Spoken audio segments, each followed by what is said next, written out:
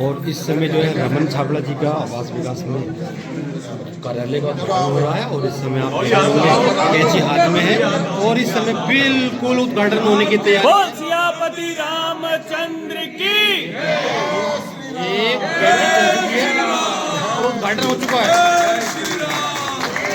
सभी सम्मानित व्यक्तियों के द्वारा तो मैं कोई भी कार्य शुरू करता हूँ ना तो मैं अपनी राधा रानी का नाम लेता हूँ। पहले मैं एक छोटा सा जयकारा लगाऊंगा, राधा रानी सरकार की जय, बोलो बांके बिहारी लाल की जय। दूसरा मेरा आप सब पत्रकार भाई जो आए हो, आपका सब का मेरी ओर से अभिनंदन, स्वागत और बहुत बहुत धन्यवाद, क्योंकि पत्रकारों से ही हम लोगों की आवाज़ जो है ना पब्लिक तक पहुंचती है। वो काम पत्रकार करता है जो हमारी भावनाएं हैं जो लोगों तक पहुंचती है। मेरा एक दिल था, बड़ा मन था कि मैं कुछ साल, मेरा बेटा बीमार था, एक छोटा सा था, 17 साल जब मैंने उसकी सेवा करी तो मैं उसे नहीं बचा सका। तो मुझे ये लगा कि मैं अपना सारी धन दौलत देने को भी तैयार था, तब भी नहीं बचा पाया। ये दौलत ये धन किस काम का। तो एक दिल में संकल्प आया, एक विषय उठा दिल में कि क्यों ना इस जीवन को लोगों के समर्पित करूं। बच्चू पार्वती रामलीला में मैं कोषाध्यक्ष पद पे पहुंच गया और वहाँ जितने भी ये लोग मेरे बैठे हैं, इन्होंने देखा निस्वार्थ भावना से जो हो सका करने वाला प्रभु है, मैं हूँ ही नहीं। मैं कोई भी कार्य नहीं करता, मेरी जगह मेरे ठाकुर जी आके कार्य करते हैं। उन्होंने जो भी करवाया मेरे से उन्होंने करवाया। दूसरा मंच मुझे मिला, प्रभु राम की श्री रामलीला का मंच मिला। पहले 2 साल मैंने महामंत्री पद पे सेवा करी, उसके उपरांत तीसरे वर्ष मैंने अध्यक्ष पद पे करी। उसमें भी हमारे सामने कई विपत्तियां आई, कई परेशानियों का सामना करना पड़ा, लेकिन प्रभु राम का जहाँ काम होता है ना, कुछ भी नहीं रुकता है। और मेरे साथ प्रभु राम है, ठाकुर जी हैं। मैं पूरी गदरपुर के आवास वार्ड नंबर 6 की जनता से अपील करता हूँ, अगर मैं कुछ सोच के आया हूँ, कुछ दिल में ले के आया हूँ उनके लिए, उन गुलदस्तों को मैं यहाँ खिला के जाऊँगा। यदि उन्होंने मेरी झोली भरी तो वो हर कार्य करूँगा जो यहाँ के वार्डवासी चाहते हैं। उनकी इच्छा अनुसार कार्य होंगे। जो विकास जिस तरह का वो चाहते हैं वो विकास होगा। जो जितनी सड़कें टूटी हुई हैं यहाँ की, मैं उनसे वादा करता हूँ उन्हें चमन बना के जाऊँगा, आवास विकास को हरा भरा करके जाऊँगा। यदि मैं इस कार्य में पूरी तरह नहीं खरा उतरता, उसके बाद मैं उनसे खुद रूबरू होऊंगा कि बताओ जो मैंने वादे करे वो पूरे हुए नहीं हुए। आज तक यही होता है कि नेता लोग आते हैं, वादा करते हैं। पहली बात तो मैं नेता नहीं हूँ, मैं नेता नहीं हूँ। मैं सिर्फ एक अपने ठाकुर जी का छोटा सा सेवक, छोटा सा दूत हूँ।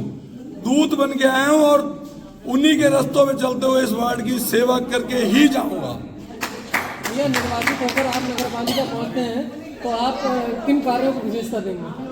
मैंने पहले भी कहा कि मेरी मिंटू भैया से भी बात हुई कि यदि आप निर्वाचित होके आते हो अध्यक्ष पद पे और मैं सभासद पद पे, तो हमारा संकल्प रहेगा कि इस गदरपुर क्षेत्र को मिनी चंडीगढ़ बना के जाएंगे। दोनों का वादा है। और सबसे महत्वपूर्ण होता है विकास।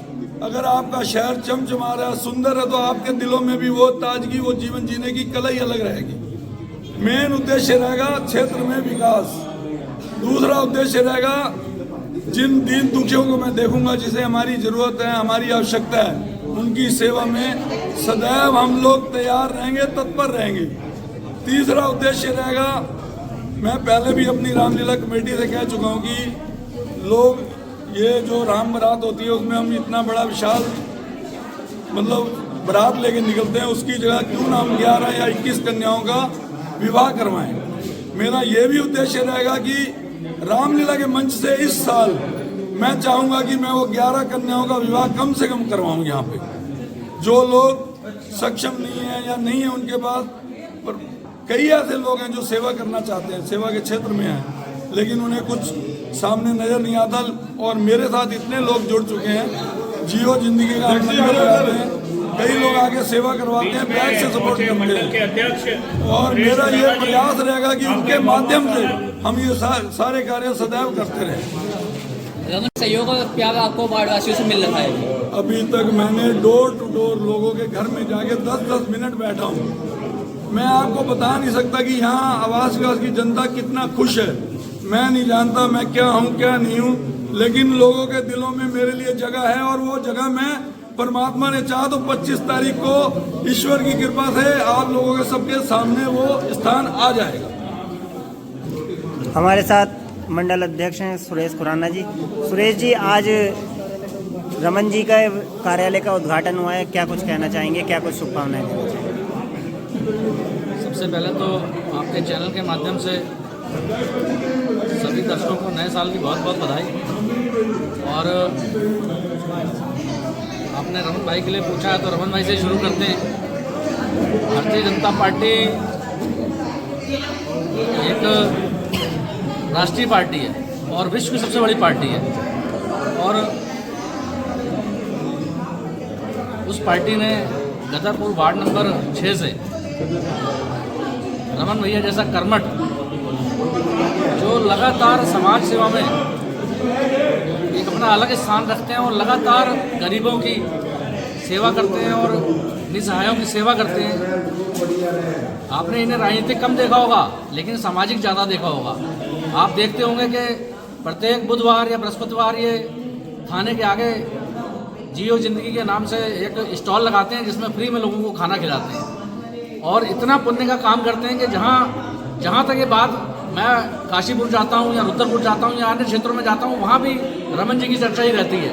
तो हमने एक ऐसा प्रत्याशी मैदान में उतारा है जिस पर सभी का आशीर्वाद है, पूरे वार्ड का आशीर्वाद है, और पूरे वार्ड से मुझे फ़ोन आ रहे हैं लगातार कि आपने ऐसा प्रत्याशी उतार दिया जिसके सामने को कहीं से कहीं तक नहीं टिकेगा।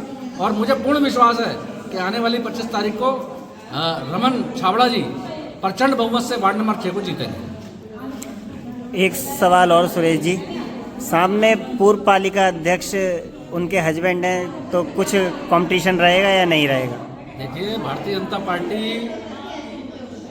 के ही हैं, वो बाहर के थोड़ी हैं, लेकिन चलो कई बार मतभेद हो जाते हैं, लेकिन ये पूरा वार्ड, आवास विकास पूरा वार्ड भारतीय जनता पार्टी का वार्ड है, और यहाँ से बिट्टू भाई पहले सभासद रहे हैं। तो मुझे लगता है कि देखिए, कोई मतभेद होता है, मनभेद होता है, उसको निकाल लेना चाहिए।